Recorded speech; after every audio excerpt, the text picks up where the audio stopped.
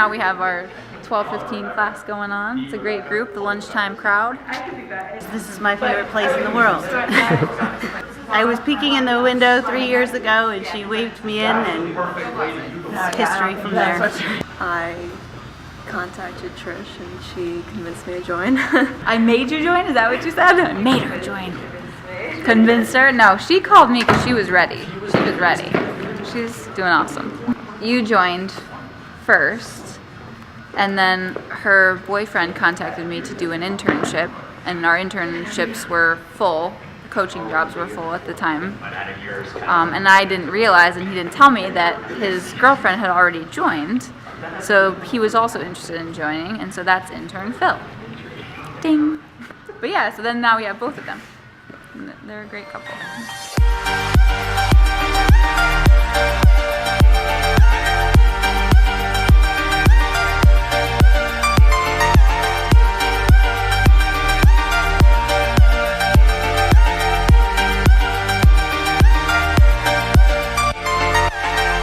We always have those down times in class, you know, so it's always fun because you really get to know members when that happens.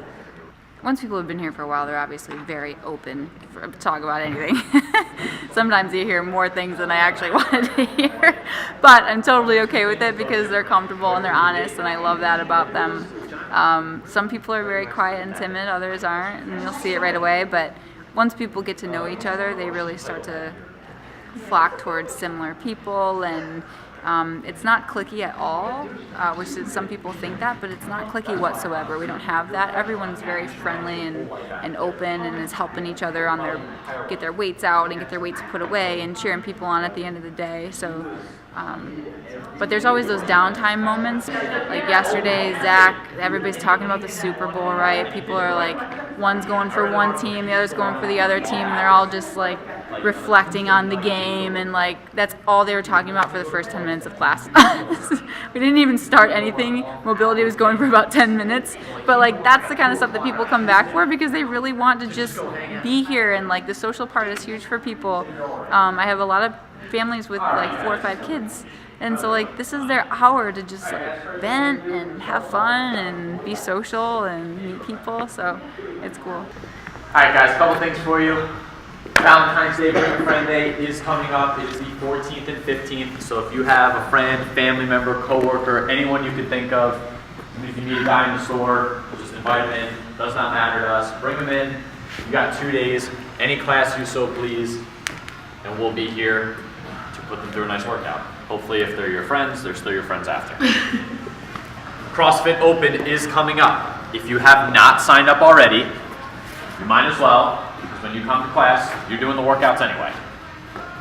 You go on CrossFitGames.com, you enter your name, you enter our gym, and you get a different workout each week. And it's basically for those super athletes who go to the games and everything, it's how they, and we could too. I mean, I think Matt might. You might qualify for regionals. I don't think so. I know, we got couple people. Does that involve eating? I'm good at that right now. John Flanagan's got the wall ball lean down to a science, so they do all aspects.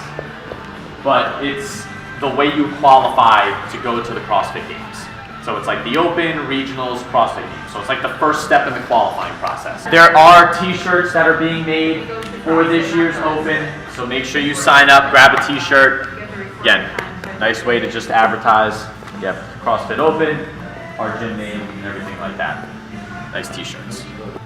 You got a hero workout today. A couple things movement-wise going on, so make sure we're just paying attention. We're going to be moving pretty quick, so I want to make sure you guys have plenty of time to get through this workout. It's about a 35-minute cat. So once I say put the rollers back, we're going to grab a bike, a rower, or a jump rope. We're going to go for 3 minutes, and then we're going to move on from there.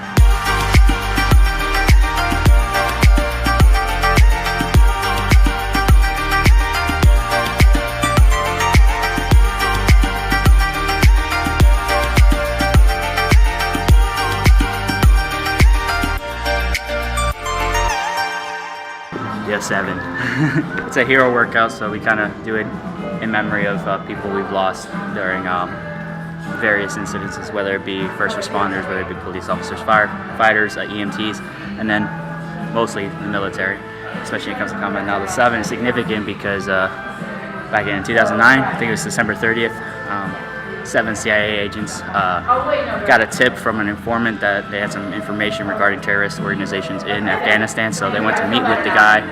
It turned out to be a suicide bomber, and unfortunately they all perished in the blast. So call it the 7s to kind of represent them and to kind of honor them and their sacrifice. Is kind of like the ultimate sacrifice, and it's like it's a little close, hits close home to me because I was a service member, so I kind of know what that feels like. I've lost friends myself, so whenever something like this comes up, a hero WOD, I always take it very personally, and I always want to give my best foot forward. I always like to inform everyone about it and like what was the story behind just the name of it. So it's always a good time though.